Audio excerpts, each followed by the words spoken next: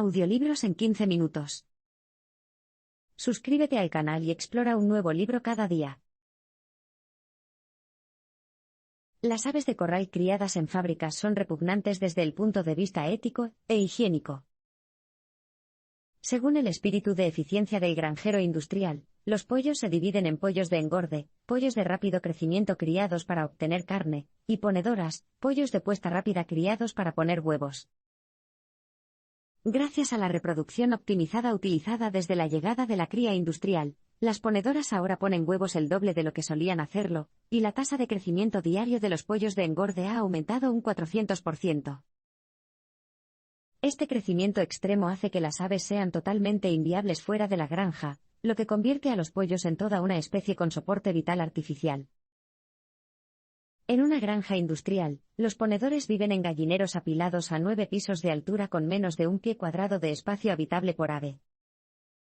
Los pollos de engorde se crían en los pisos de enormes habitaciones en bandadas de decenas de miles.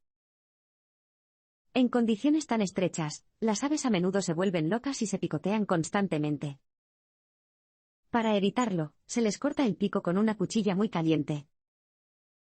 Esto equivale a cortarle los dedos a un humano, dejando a las criaturas inteligentes e intrínsecamente curiosas sin su principal dispositivo de exploración. En el momento del sacrificio, las aves adolescentes soportan el dolor y el terror, ya que las máquinas de aturdimiento y matadero suelen estropear su trabajo, dejándolas retorciéndose de dolor hasta el final.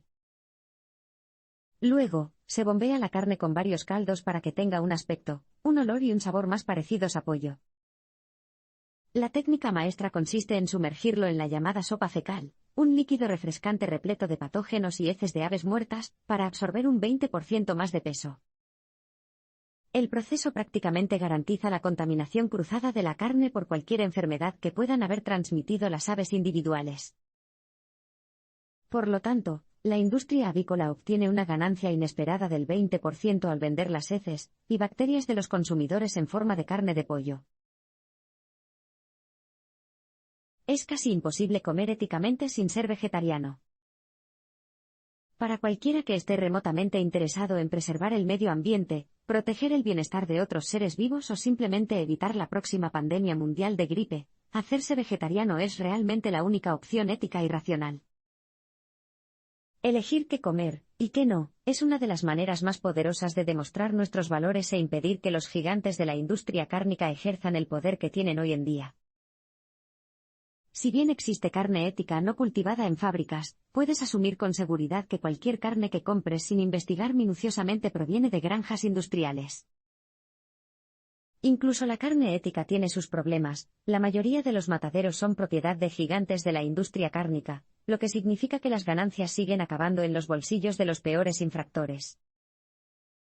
Algunos pueden interpretar este libro como un estímulo para empezar a comprar carne ética y, al mismo tiempo, seguir consumiendo productos de granjas industriales.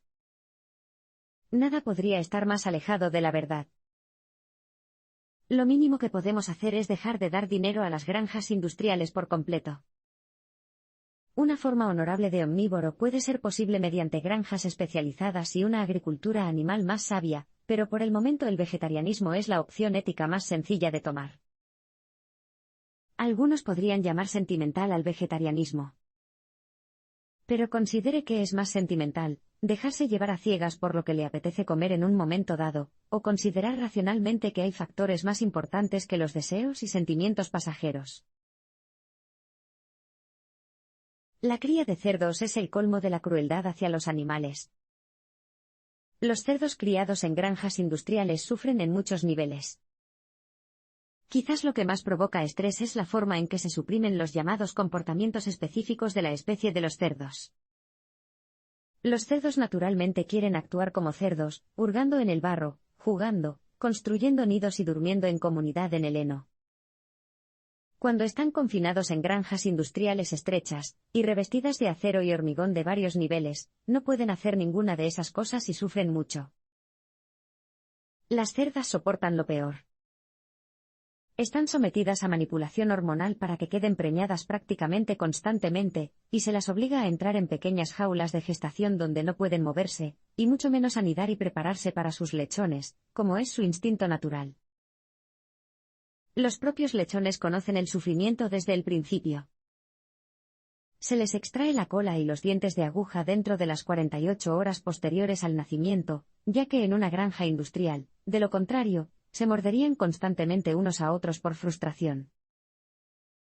También se extraen los testículos de los lechones, sin anestesia, simplemente porque los consumidores actuales prefieren el sabor de la carne castrada.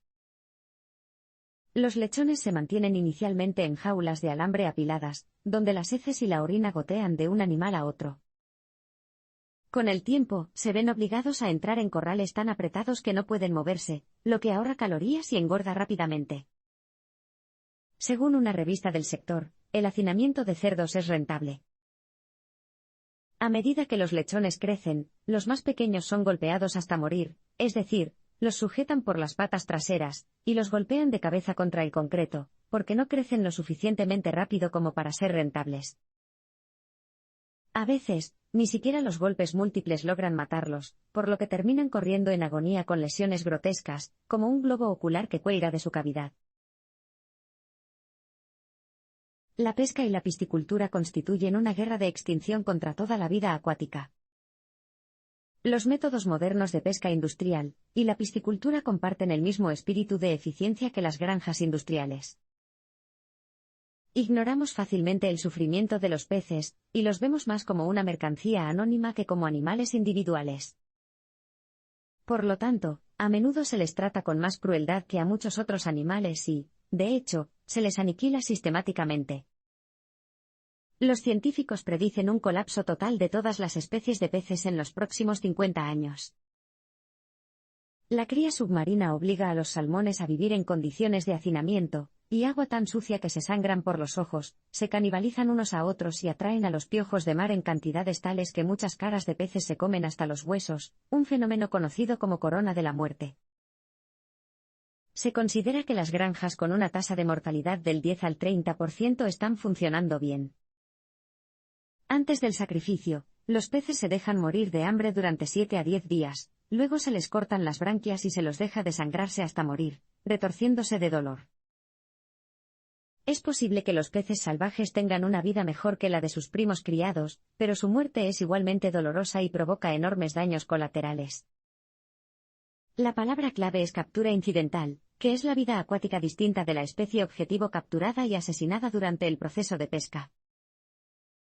El peor infractor es, con diferencia, el método de pesca de arrastre, en el que se arrastra una red en forma de embudo por el fondo del océano durante horas, principalmente para pescar camarones.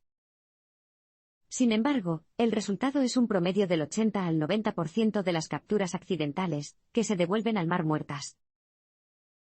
Aunque no son tan despiadados como la pesca de arrastre, los palangres, otro método dominante de pesca industrial, también matan a unos 4,5 millones de animales marinos cada año como captura incidental.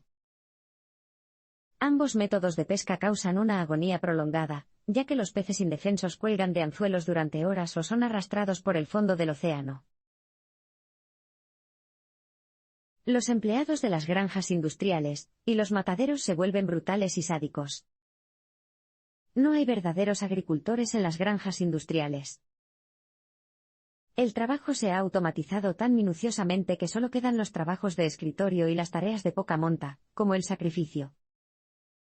El trabajo mal remunerado en condiciones de trabajo altamente estresantes y deshumanizantes puede maltratar a los empleados y hacerlos sádicos con los animales que ya están sufriendo.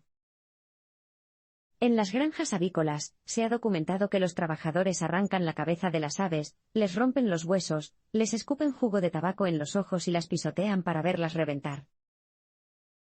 Las granjas de cerdos también inducen el sadismo. Se ha descubierto que los trabajadores golpean a los cerdos con llaves, les meten postes de hierro y picanas para el ganado en la vagina y el recto, les cortan el hocico y los ahogan en estiércol.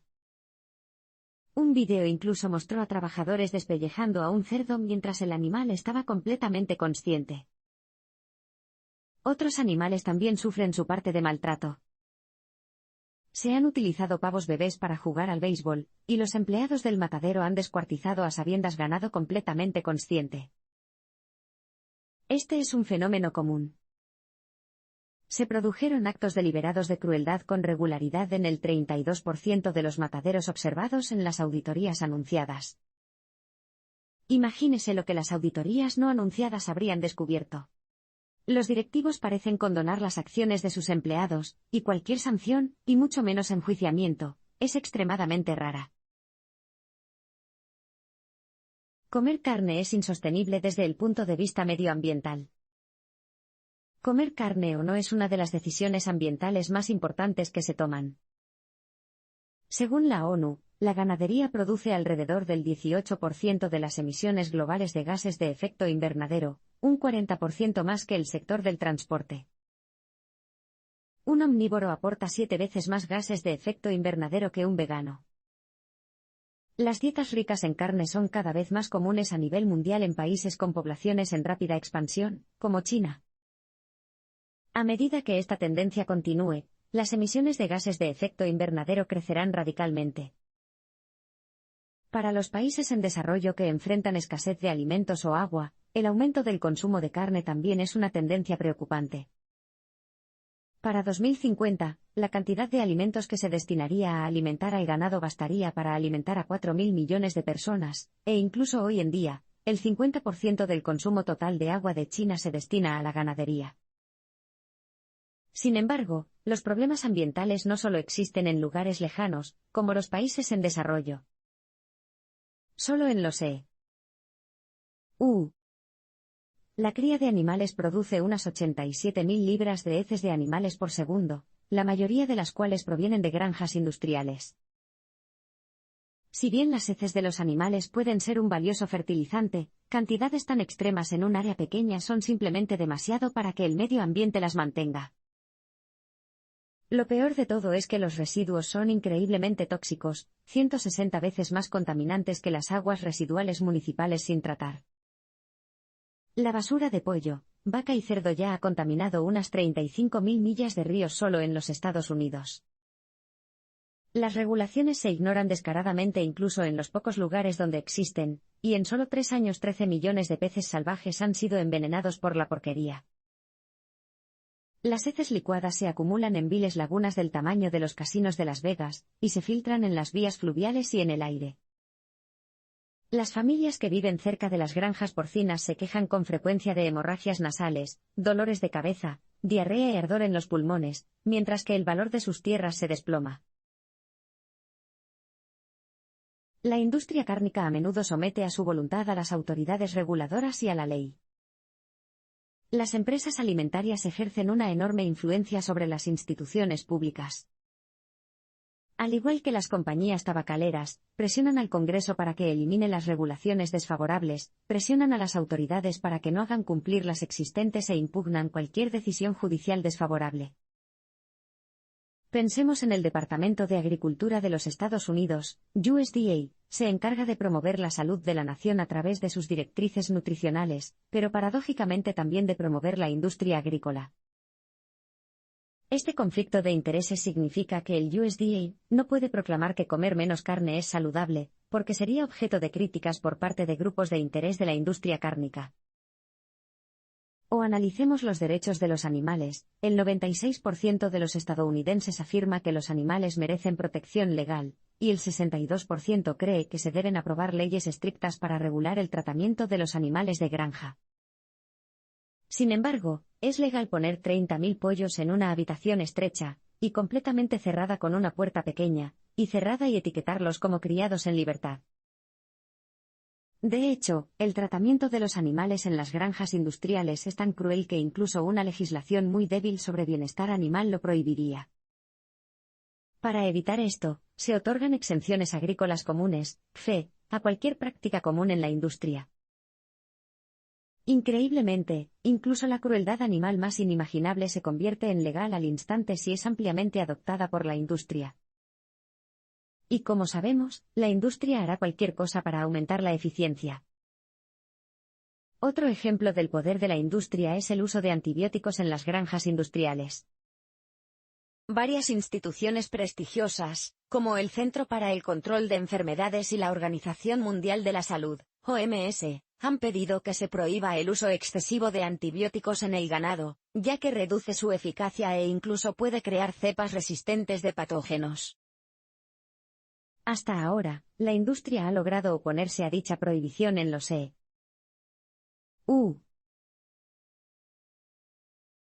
El precio de la carne es bajo porque no refleja el verdadero costo de producción. Desde una perspectiva económica, la ganadería industrial ha hecho que la carne sea muy barata, de hecho, increíblemente barata. En los últimos 50 años, los precios de las casas y los automóviles han aumentado alrededor de un 1500%, pero el precio de los huevos y la carne de pollo ni siquiera se ha duplicado. ¿Por qué? Una de las razones es que muchos de los costos de la industria cárnica corren a cargo del resto de la sociedad. Las granjas industriales no pagan por el tratamiento de sus residuos, por el desarrollo de nuevos antibióticos para reemplazar los que están haciendo obsoletos debido a un uso innecesario, ni por las vidas que se llevan los virus que producen sus métodos de cultivo. Sin embargo, el principal motivo de la carne increíblemente barata de hoy en día es el abandono total de cualquier tipo de esfuerzo por tratar bien a los animales. Si los animales se hubieran criado en pequeñas granjas familiares con métodos tradicionales, que les permitieran ir a pastar, alimentarse de hierba, revolcarse en el barro o caminar bajo el sol, nunca podríamos permitirnos consumir la cantidad de carne per cápita que consumimos hoy en día.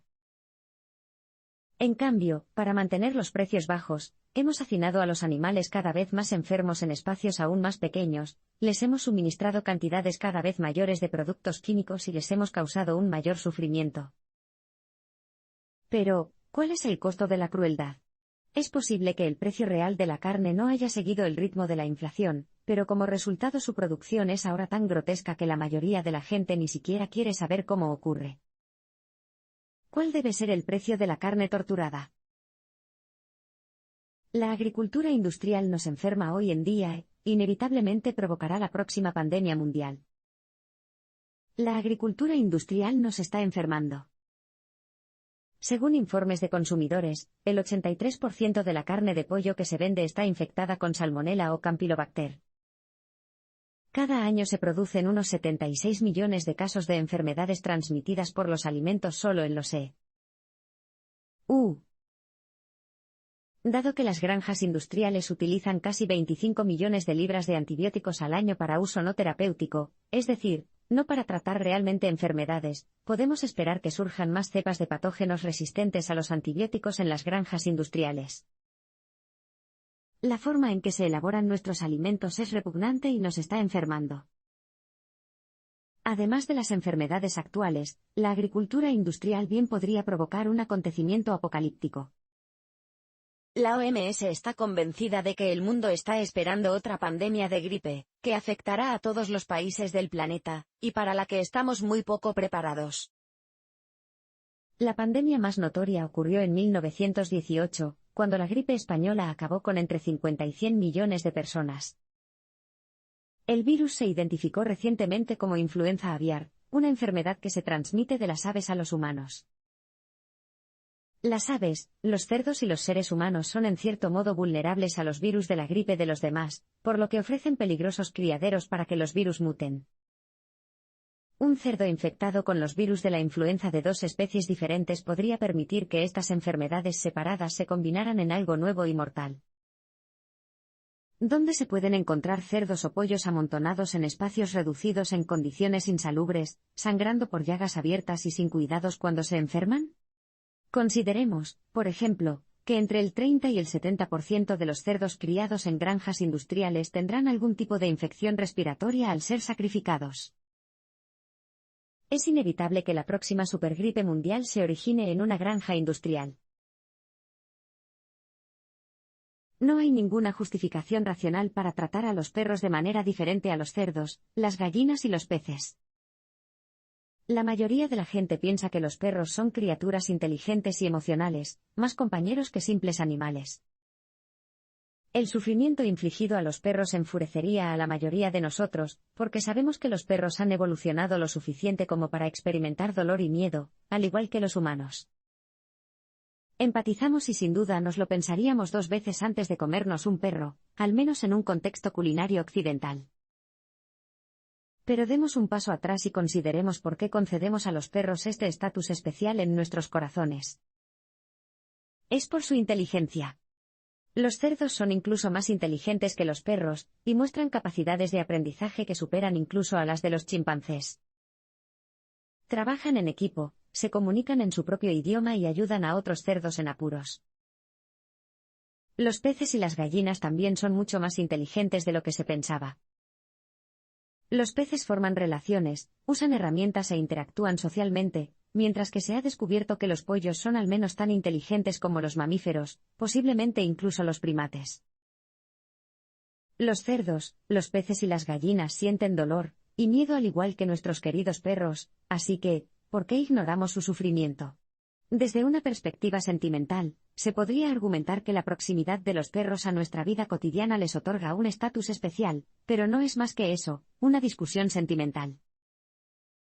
Desde un punto de vista estrictamente racional, deberíamos preocuparnos por el sufrimiento de los cerdos, las gallinas y los peces, tanto como de los perros.